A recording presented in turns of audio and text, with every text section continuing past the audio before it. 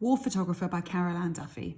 As I say each time, this is merely a revision tool meant to get your eyes back into the poem, get you thinking about the right sort of questions and doing your own research, okay? BBC Bite Size is a great place to look. There are a plethora of resources online. All you have to do is type in sort of war photographer, revision, power and conflict poetry, AQA, and masses of material comes up, including context, backgrounds. I'm going to tell you now with this poem, I expect you to have at least looked at one particular war photograph. We'll come on to that a bit later. So really what I want to know is, what is the message of the poem? What is the point behind it that Carol Ann Duffy is trying to make? And really interestingly, why has she chosen this point of view? What do we gain from looking at war through the perspective of a war photographer? Not a soldier, not a parent, but a war photographer whose job it is to go out there and document the multiple wars happening across the world. Why is that a unique and interesting viewpoint? We'll start off like we always do with me reading the poem aloud to you, and then we'll move on to the second part, which is a very brief analysis.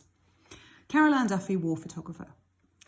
In his darkroom, he is finally alone, with spools of suffering set out in ordered rows. The only light is red and softly glows, as though this were a church and he a priest, preparing to intone a mass.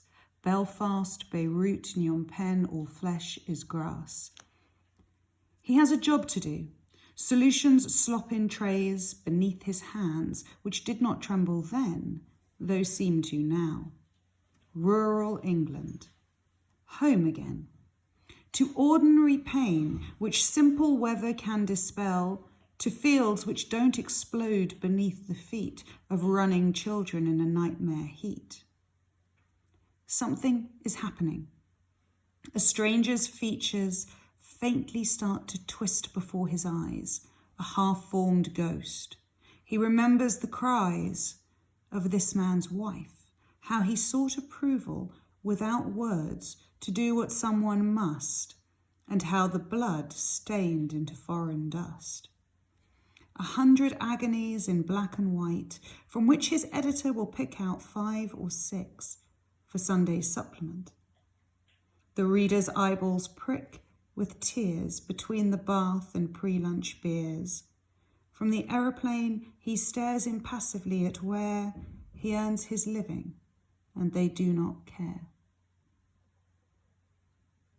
Mood, tone, atmosphere. Which were the 5 images that stuck out for you in this poem? If you have to learn 10 quotations, which you do, what will they be? Which devices did you spot as I go through? Did you turn around and go, that adjective, that simile, what did you see? Did you see the enjambment? Why was it there for that purpose? Or what about the caesures? We're going to look at that at the next version, but in between watching this clip and the next one, I want you to start thinking about some of those questions I've just asked you.